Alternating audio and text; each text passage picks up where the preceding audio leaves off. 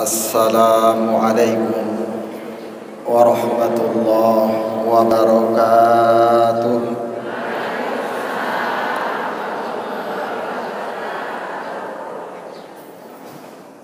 Coba Bu, yang ini kayaknya lebih menggema, karena suara saya ini banter.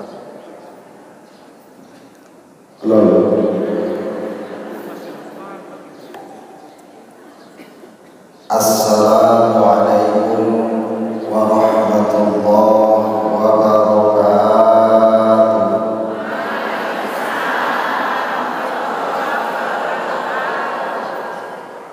A'udzubillah, bismillah, alhamdulillah, alladzi al-qail fi kitabillah. Mari kita dengarkan Quran untuk menjadi obat hati, agar hati kita ini menjadi hati yang waras, bukan sehat. Karena banyak orang sehat buka polres tapi nggak waras. Itu bedanya sehat dengan waras. Waras mesti sehat, kalau sehat belum tentu. Mari kita dengarkan, mudah-mudahan ini mampu menjadi obat hati kita. Karena obat yang sangat luar biasa itu adalah Al-Quranul. Itu kita dengarkan, semoga mampu menjadi obat. Allahumma Bismillah.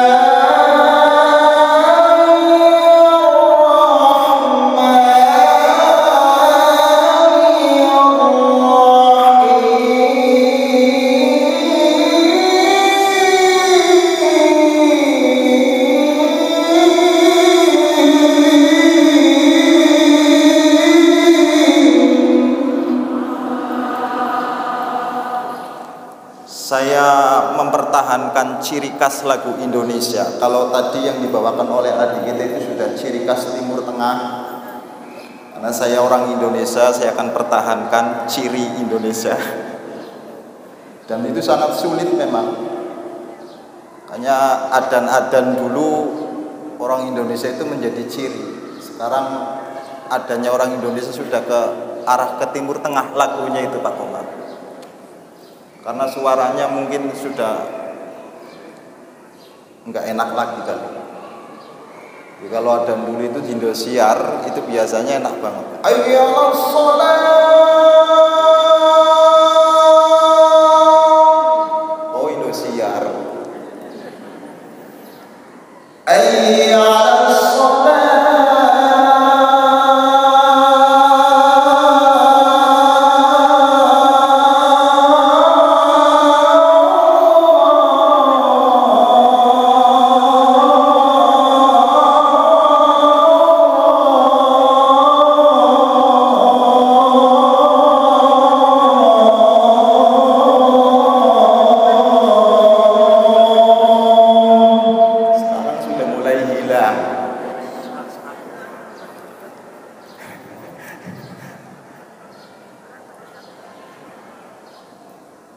Dan ini saya bangga sekali karena suara saya enak sih masalahnya ya.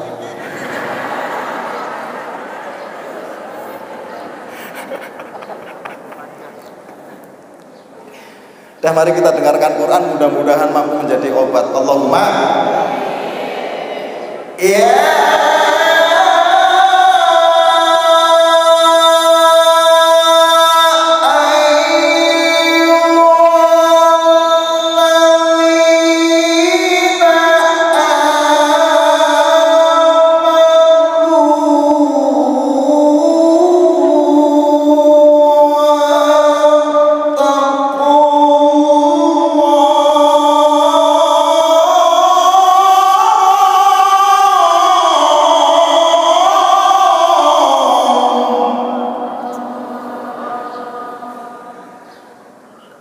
Kalau dengan Quran sudah nggak mandi, dengan Quran sudah tidak lagi mau mendengar, terus dengan apa lagi kita mengobati hati kita?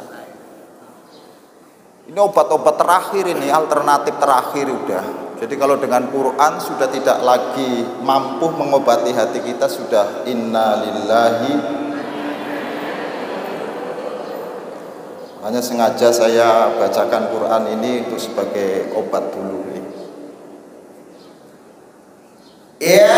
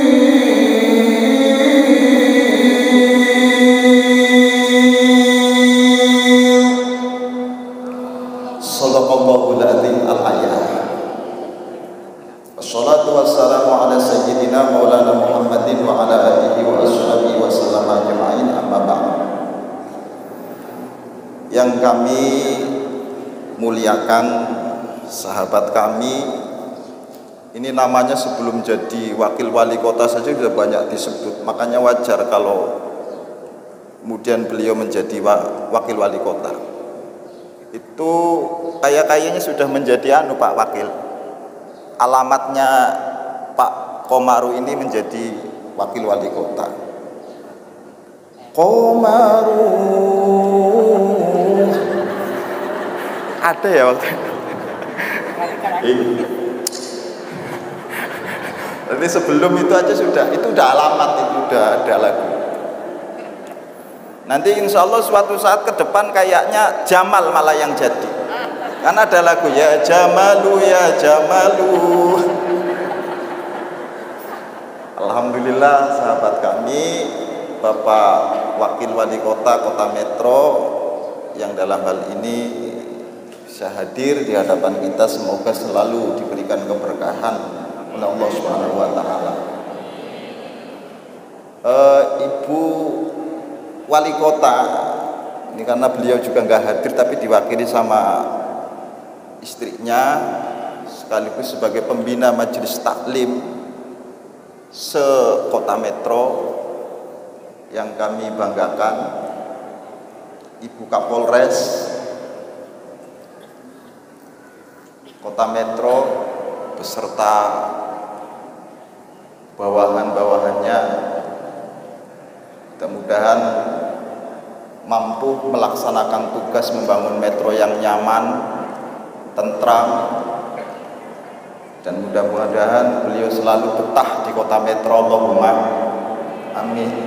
Jangan pindah-pindah ya Bu, enak di metro ini.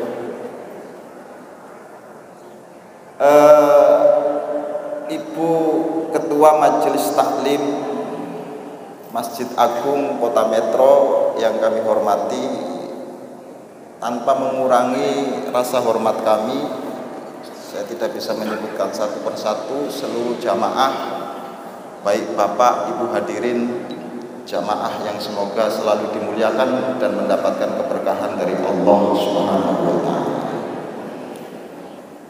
Bismillahirrahmanirrahim. Tahun baru ini memasuki angka 1444 Hijriah.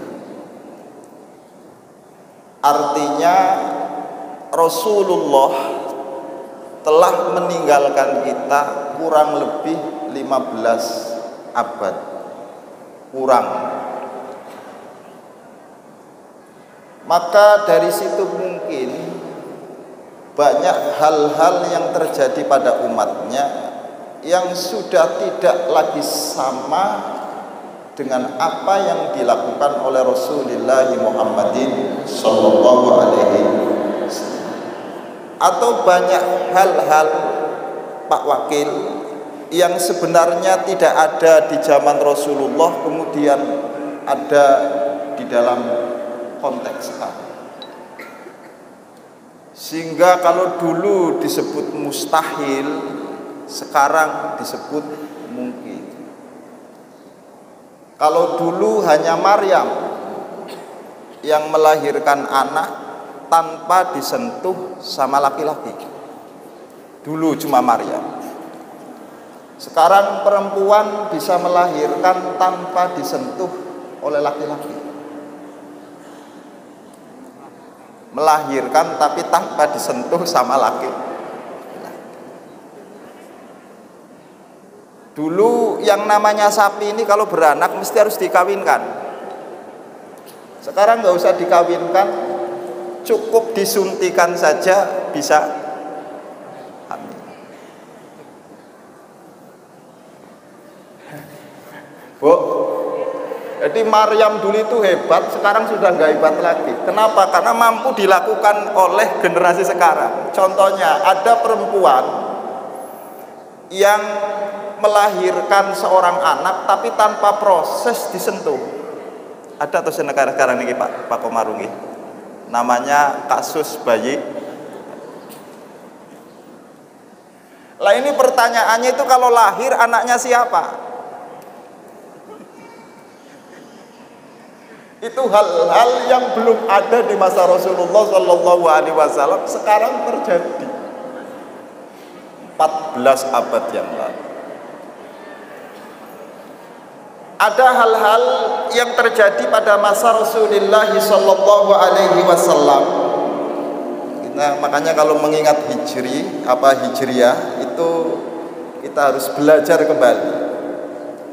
Jadi Rasulullah itu hidup di Mekah kurang lebih dari, ada yang mengatakan 15 tahun sejarahnya, ada yang mengatakan 13 tahun, itu di Mekah. Setelah itu kemudian beliau pindah ke Madinah, itu pun bukan atas keinginan pribadinya, namun atas perintah dari Allah Subhanahu wa ta'ala. Maka Rasulullah itu pindah dari Mekah menuju Madinah itu semata-mata perintahnya Allah Subhanahu wa ta'ala. Madinah saat itu namanya Yasrib, karena yang membangun itu Pak Yasrib. Jadi Yasrib itu nama orang, pertama kali mereka yang ada di situ, maka kemudian membangun sebuah daerah namanya Yasrib. Itu karena berangkat dari orang yang pertama kali ada di wilayah situ, namanya Yasrib, belum Madinah. Ketika beliau berada di Yasrib, ini yang dihadapi oleh Rasul kita Muhammadin Sallallahu Alaihi Wasallam itu bermacam-macam agama, juga bermacam-macam suku, bermacam-macam budaya. Penduduk Madinah ini, supaya kita bisa belajar, itu asalnya ada yang dari imigran seperti sahabat Muhajirin, ada yang lokal seperti Ansor, kemudian sukunya pun yang asli dua, suku Khazraj dengan suku Aus. Setelah itu kemudian agama yang ada di Madinah atau di Yasrib itu banyak.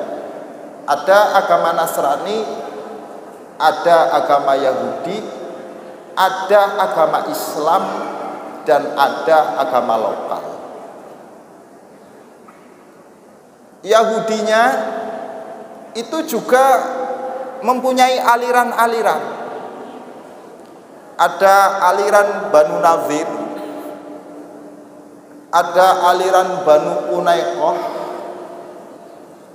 Setidaknya ada 3 aliran Yahudi yang ada di wilayah Yasrib saat itu, dan 3 aliran itu adalah mereka-mereka yang dulu sisahan dari umat Nabi Musa alaihi salatu wassalam yang dikejar-kejar sehingga mencari pengungsian, ketemunya di wilayah Yasrib. Ini untuk berangkat tentang hijrah Rasulullah Muhammadin sallallahu alaihi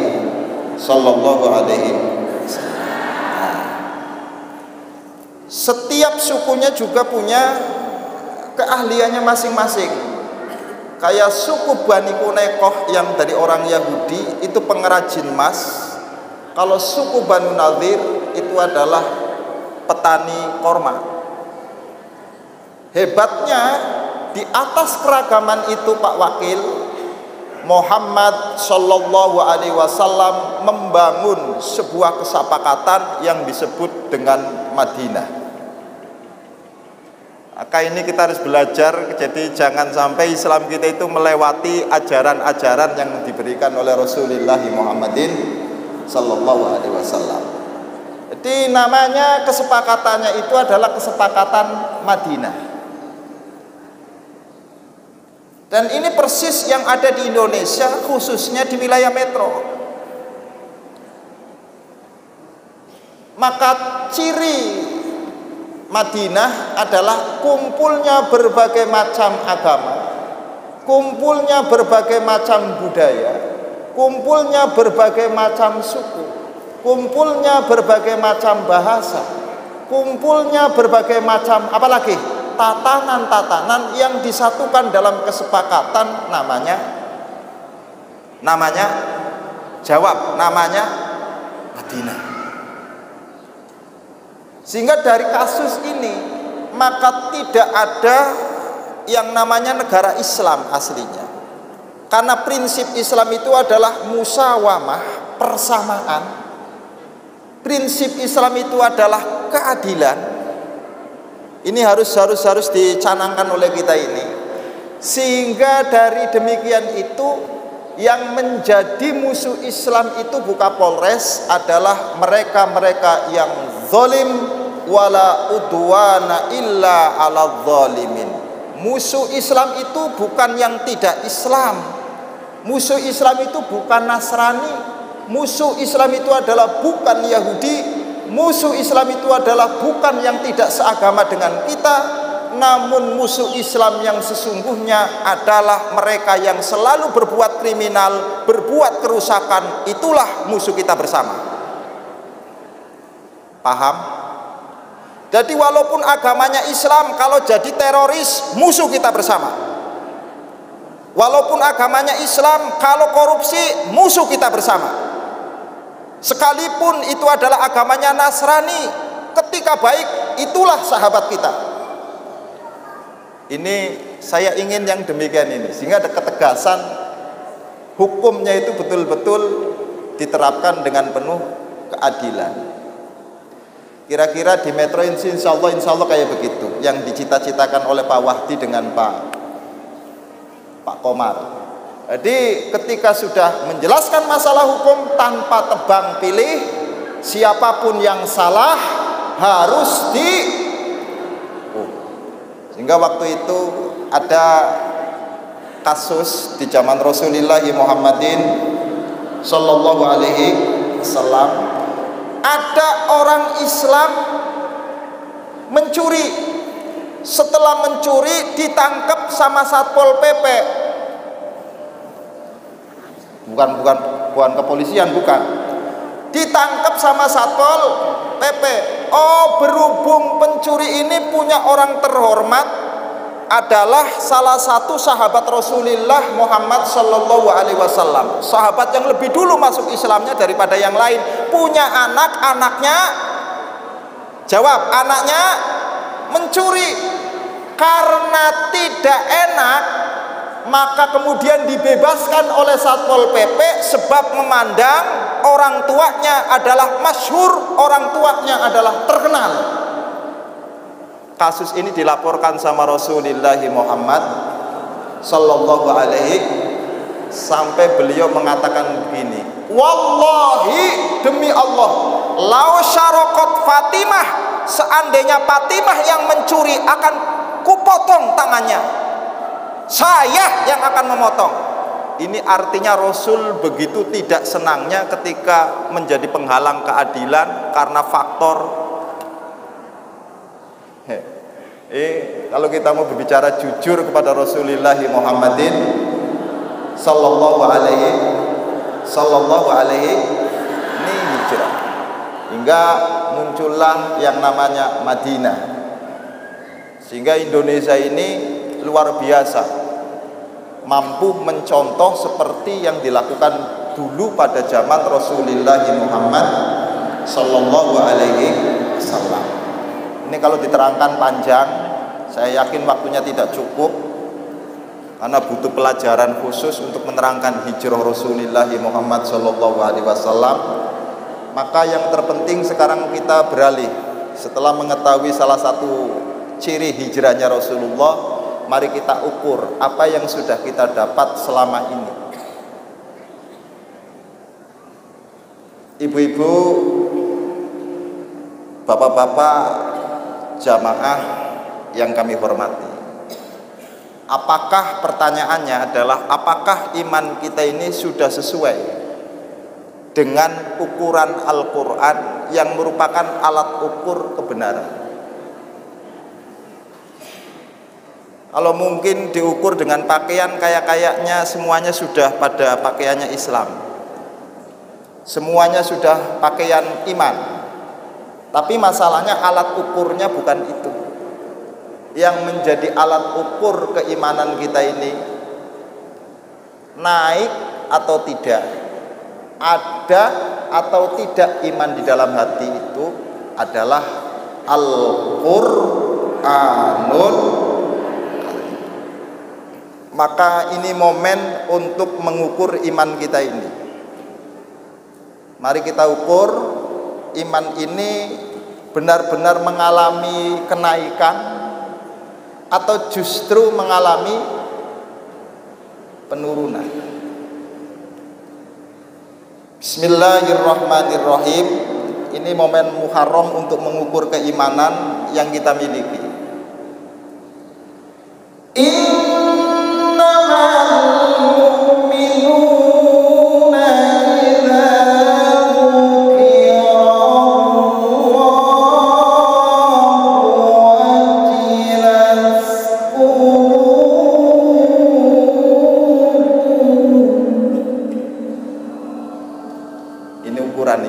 Kira-kira kita sudah sampai itu belum?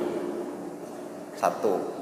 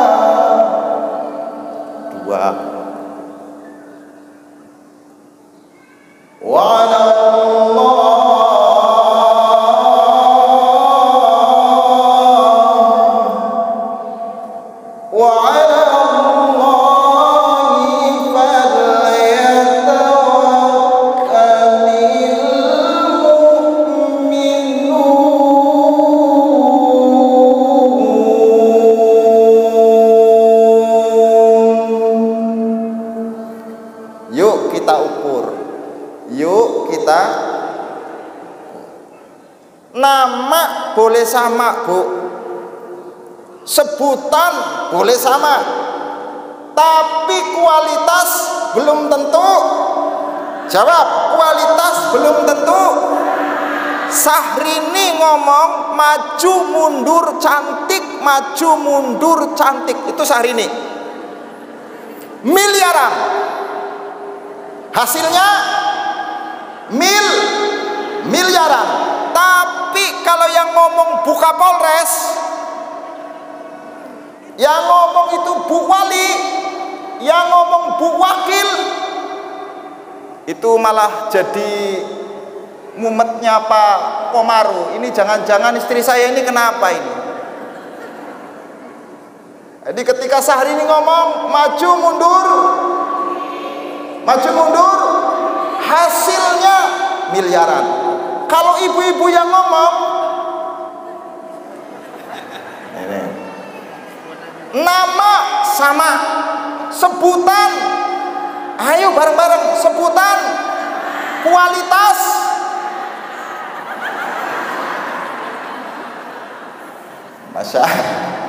Masa Roma Irama ini kalau diundang ke kota metro Pak Wakil, itu setidaknya 200 juta.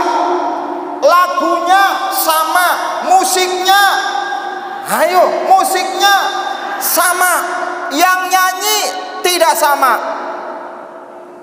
Penyanyi organ itu kalau menyanyikan lagunya Roma Irama sama musiknya, lagunya sama. Tapi berapakah nilainya?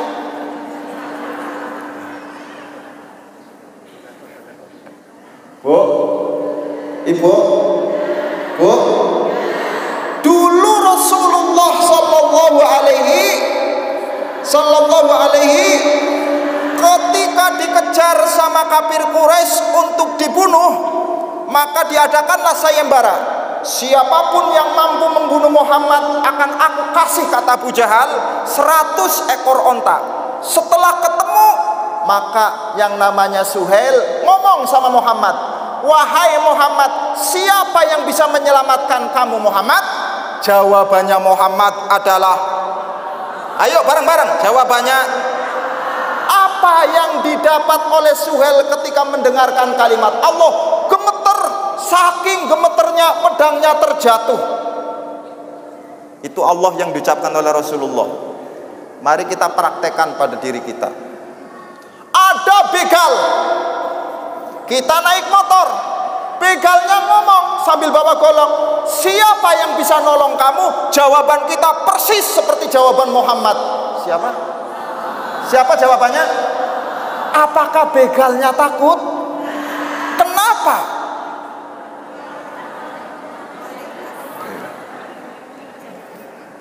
Ibu, Bu, jadi yang membedakan sama daging. Kalau ukurannya daging, sapi harusnya lebih mahal ukuran daging. Namun sehebat-hebatnya sapi itu paling banter 100 juta Bu Kapolres, tapi manuk burung yang kecil digoreng saja enggak kenyang, harganya miliaran. Kenapa? Yang dipandang bukan daging, tapi apakah iman kita sudah mempunyai kualitas?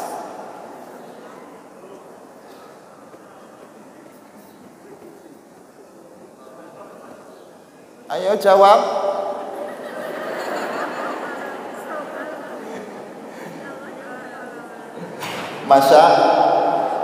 Masa tandanya orang itu imannya punya kualitas tinggi. Ini saya juga masih kurang ini. Itu ketika dibacakan atau ketika didengarkan ayat-ayatnya Allah atau ketika disebut nama Allah, itu gemuruhnya luar biasa. Maka ciri orang itu membaca Al-Qur'annya sudah sampai ke hati, dia merasa mendidih hatinya. Rasulullah itu kalau baca Al-Qur'an ini konon diriwayatkan oleh sahabat Umar dan diperkuat oleh Sayyidatina Aisyah, itu ketika membaca Quran itu dadanya itu kayak gemuruhnya gunung ketika mau meletus, saking takutnya dengan Al-Quran. Kalau kita kan aman-aman aja. Ini alhamdulillah karena kita belum mencapai itu, sehingga baca Qurannya ini nggak pernah rasa takut. Pantas kalau Allah Ta'ala itu mengatakan seandainya Quran turun di gunung, pasti gunungnya nggak kuat. Iya toh, khosyi'am mutasod. Tapi kita aman-aman saja baca Quran. Ada apa dengan iman kita? Yang ada kan kita seringkali bertanyanya itu Pak Wakil, ada apa dengan cinta? Idza dzukirallah wajilat qulub. Terkelupas lepas merasa hatinya. Kenapa?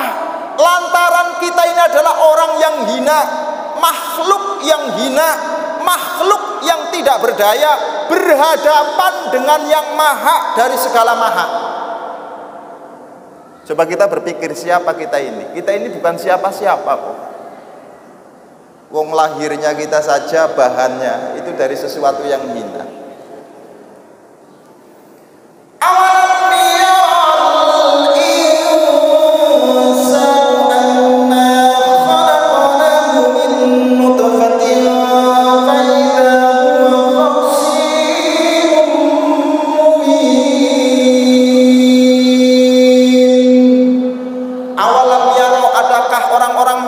Memperhatikan anna, sesungguhnya kami, bukan Bu Ana Morinda. Anna itu bahasa Arab. Ini untung nggak di acara pilkada ini. Kalau di acara pilkada kampanye ini termasuk. Anna, sungguhnya kami Allah Subhanahu wa taala itu khalaqna, menjadikan pada manusia min nutfah, dari nutfah. Nutfah itu adalah apa? Adalah setetes yang membasahi dari miliknya seorang laki-laki. Namanya nut. Karena rahim ketika tidak dibasahi maka tidak akan pernah tumbuh. Yang membasahi itu adalah bukan keseluruhan, tapi namanya nutfah, tetesan. Namanya nutfah. Setelah nempel kepada rahim seorang ibu, terjadilah yang namanya pembuahan. Setelah terjadi pembuahan berubah, tergantung nempelnya kuat atau tidak. Kalau kuat itu akan menjadi mudghah, kalau tidak kuat maka akan keluar seperti layaknya perempuan mengeluarkan darah haid.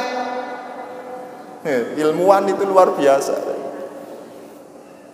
Oh, begitu keluar nutfah. Pertanyaannya, dari mana yang namanya bayi di dalam perut seorang ibu itu adalah bisa bertahan hidup? Ternyata diterangkan oleh para ulama, sesungguhnya bayi itu adalah kenapa bisa hidup di perut seorang ibu, karena ada faktor makanan. Makanannya itu apa? Suplai makanannya adalah darah haid yang setiap bulan dikeluarkan oleh seorang ibu. Maka saat hamil dia tidak mengeluarkan darah. Kenapa? Karena untuk menjadi makanannya. Masya Allah, kita ini siapa?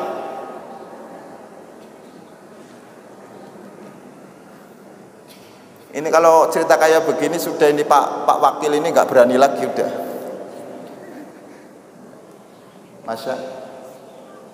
Masya, siapa kita ini? Wajar kalau berhadapan dengan Allah Subhanahu wa taala. Luar biasa. Takut. Kenapa kita tidak mengalami ketakutan? Lantaran kita sebenarnya belum mengenal sesungguhnya kepada Allah Subhanahu. Wong kalau bab tawakal ini Ustadz Haris, kita itu kalah kok sama ayam. Bab tawakal buka Polres kita kalah sama ayam. Kalah. Ayam anaknya banyak, janda lagi. Ayam kan kalau lagi ngiring anak kan nggak pernah ada suaminya ya Bu ya. Anaknya 16, anaknya 18 Pak Wakil, posisinya janda, nggak pernah ngeluh tuh.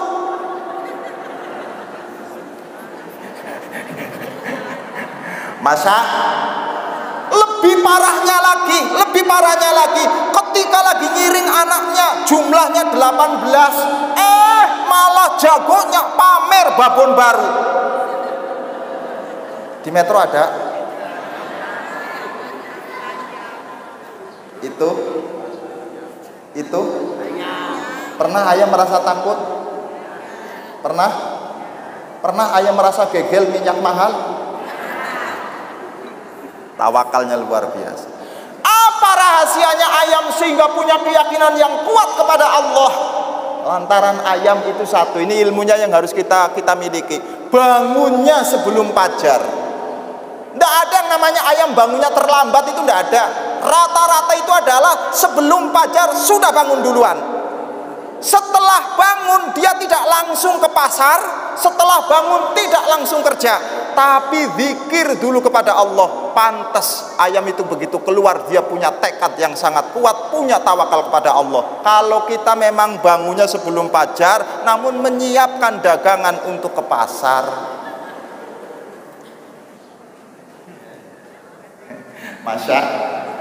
maka ada istilah orang Jawa dulu, Bu Kapolres, Bu Wakil, Bu Wali Kota, itu menyebutkan kalau ada orang bangunnya kesiangan, namanya rezekinya kepatok. Jadi kita jangan coba-coba dengan ayam. Ternyata ya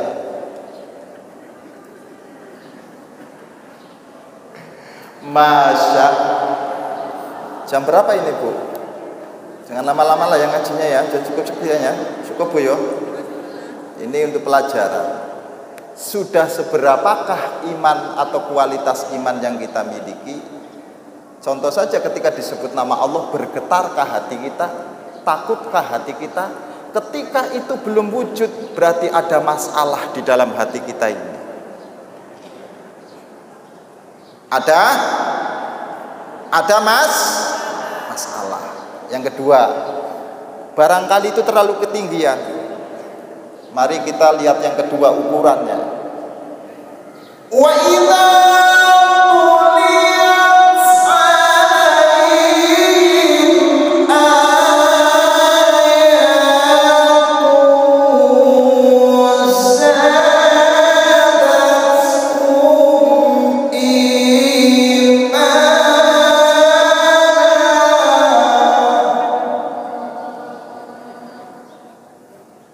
lihat Quran itu bagian dari ayatnya.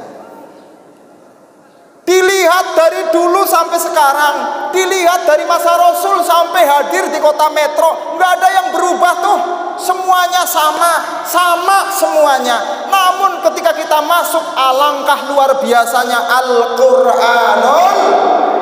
Al-Quranul bandingkan dengan bahasa yang bukan Quran. Bu, mari kita bandingkan dengan bahasa yang bukan Quran, bacaan yang bukan Quran. Bacaan yang bukan Quran itu menjenuhkan, membosankan. Tahun 2009 itu lagunya siapa yang paling tenar? Mata Band, dari awal aku tak pernah percaya kata-katamu. Tahun 2010 lagunya siapa Pak yang paling tenar? Lagunya Rhoma Irama, diulang lagi. Mengapa hatiku bergetar-getar? Hafal saya hafal kan? Tahun 2011 mulai dikenalnya Ayu Ting Ting dengan lagunya Kemana-Kemana. Masa tahun 2012 Ustaz Aris, Masya Allah, lagunya siapa Pak yang terkenal? Cita-Citata. Sakitnya tuh hafal. Saya karena sering hadir di organ itu Pak. Tahun 2013 lagunya siapa Pak yang paling mahir, yang paling terkenal? Lagunya Rhoma Irama, Kembali Kenangan Yang Lalu. Bukankah engkau telah berjanji kita jumpa? Selesai. Tahun 2014 lagunya siapa Pak yang paling dominan, sing paling masyhur, dimanapun ada organ mesti lagu ini keluar? Lagunya Soimah. Sing kaya ngene iki lho, tutupen kan. Masa tahun 2015 membawa seorang yang dulunya tidak tenar menjadi masyhur, menjadi tenar, Pia Palen dengan lagunya Ayo Sayang.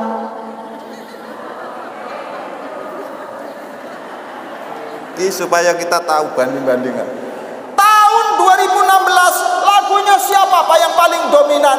Lagunya yang namanya Nurbayan, Dengar Suara Gendang Tumbokmu. Semakin semakin diulang, semakin didengar, bukan semakin senang, semakin membosankan, semakin menjenuhkan. Padahal diiringi dengan musik, padahal dinyanyikan oleh orang yang cantik. Kenapa kita bosan? Lantaran itu adalah bahasa biasa, bukan bahasanya Allah. Sekarang mari bandingkan dengan bahasa Allah.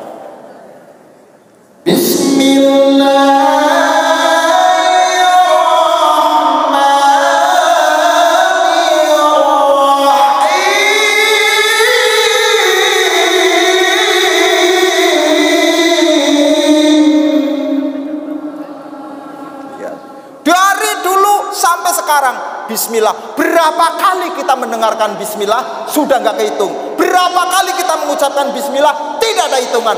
Pernahkah terjadi kebosanan dalam diri kita ketika mengucapkan Bismillah?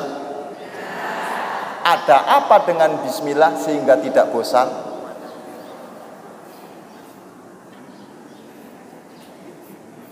Masya. Ini makanya kalau semakin dibaca Ustadz Haris luar biasa, makanya akan selalu tambah imannya.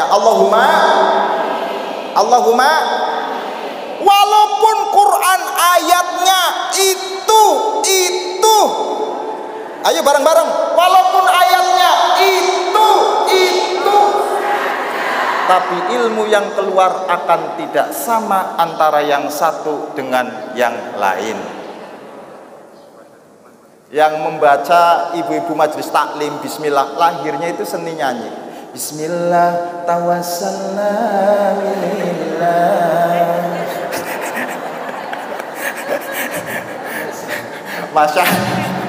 Masya jawab Insyaallah. Tapi kalau yang membaca mu'amar, lahirnya qiraah Pak Wakil. Bismillah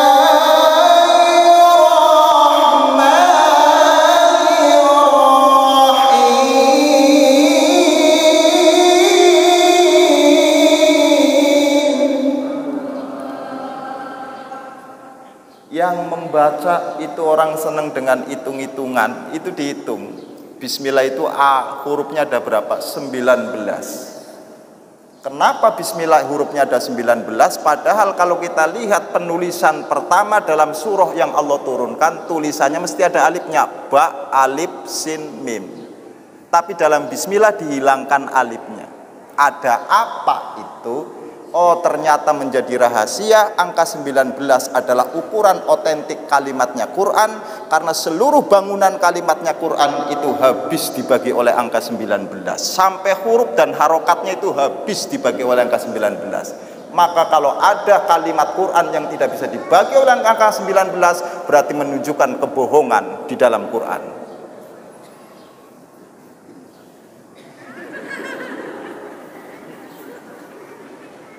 Iki kok tambah serius sampean ngajine iki. Cukup ya, Bu. Nanti kapan-kapan aja diundang lagi lah ya.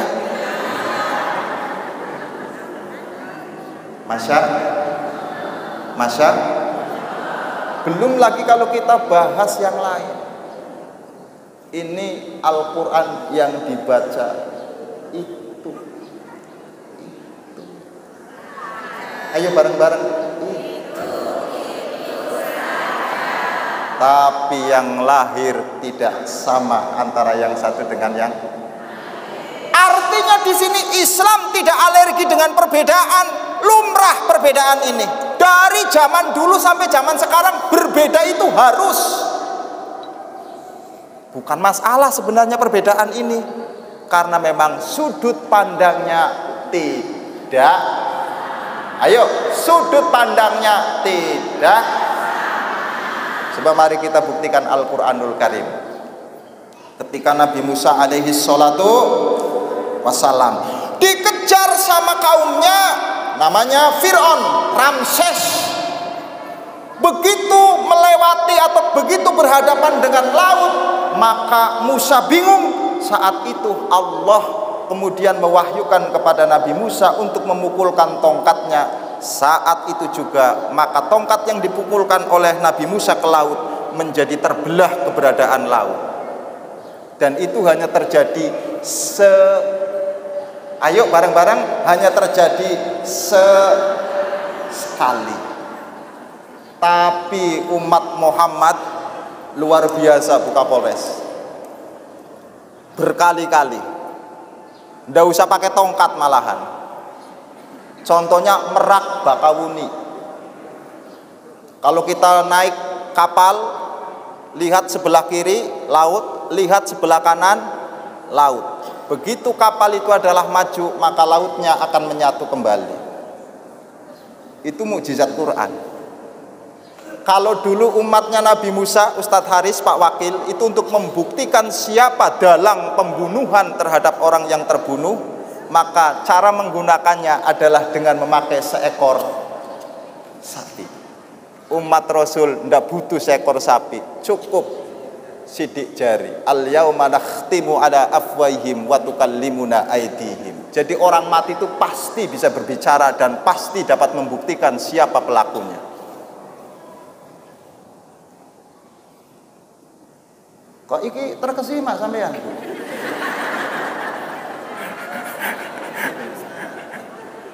Nanti kapan-kapan aja lah Bu ya. Ini sudah sangat panjang sekali. Jadi untuk membuktikan betapa dahsyatnya Al-Quranul Karim, betapa hebatnya Al-Quranul Karim. Kalau dulu Nabi Musa itu ketika umatnya merasa kehausan, dia pukulkan tongkat pada bebatuan. Saat itu memancar 12 mata air. Rasulullah umatnya nggak usah pakai tongkat, cukup dengan menggunakan bor sehingga airnya nggak pernah habis. Betapa dahsyatnya Al-Quranul Karim ketika mampu dipikirkan oleh umat Rasulullah Muhammad. Mungkinkah kita mampu menggali kembali bagaimana menghadapkan Al-Quran, bagaimana kemudian Al-Quran ini mampu mengeluarkan ilmu-ilmunya? Insya Allah kita akan kaji pada episode yang akan. Dari sini kami mohon maaf yang sebesar-besarnya pada Ibu Majelis Taklim, pada Ibu Pembina Majelis Taklim, kepada Ibu Kapolres, terkhusus kepada Bapak Wakil Wali Kota Kota Metro. Jadi Ibu Asih, jangan cemburu ya kalau misalkan pamannya ibu-ibu pada nyebut Komaru.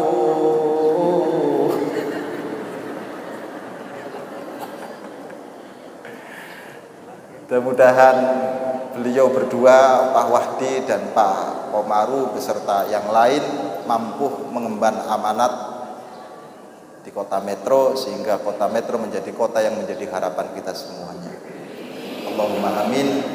Ini saja yang dapat saya sampaikan. Nanti kalau kurang ya dipanggil lagi aja ya Bu ya. Jadi kita ini perlu membuktikan kehebatan Al-Quranul. Jadi selama ini kita baru sebatas bacaan. Mari kita ajak Al-Quranul Karim untuk membuktikan kehebatannya. Insya Allah kapan-kapan. Saya tidak berjanji, tapi saya akan mengungkapkan kalau diundang lagi. Mari kita bersama-sama mohon kehadirat Allah Subhanahu wa taala. Mudah-mudahan bangsa kita ini menjadi bangsa yang aman, menjadi bangsa yang tentram, menjadi bangsa yang selalu menjaga persatuan di atas kebinekaan, karena semua manusia itu akan bertanggung jawab kepada Allah masing-masing.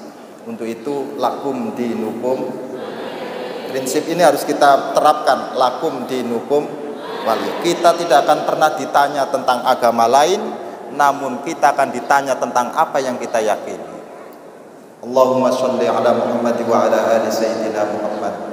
Alhamdulillahirabbil alamin wa bihi nasta'in ala umuri dunya waddin. Wala haula wala quwwata illa billahil aliyyil azim. Wa hasbunallahu wa ni'mal wakil, ni'mal maula wa ni'man nasyir. Allahumma salli ala Muhammadan al-Fatih lima ukhliq wal khatim lima sabaq nasiril haq bil haq wal hadi ila siratikal mustaqim wa ala alihi wa ashabihi haqqa qadrihi wa miqdarihi al-aliyyil azim.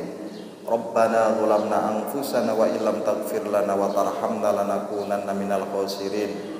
Allahumma ighfir lana wa liwalidina wa limasyayikhina wa azwajina wa auladina wa dhurriyyatina wa ashabina wa talamidina wa jami'il muslimin wal muslimat wal mu'minin wal mu'minat al ahya'i minhum wal amwat. Rabbana atina fid dunya hasanah fil akhirati hasanah wa qina adzabannar. Sallallahu ala sayyidina Muhammad nabiyil ummi wa ala alihi wa sahbihi wasallam. Alhamdulillahirabbil alamin. Kurang lebihnya mohon maaf. Assalamualaikum warahmatullahi wabarakatuh.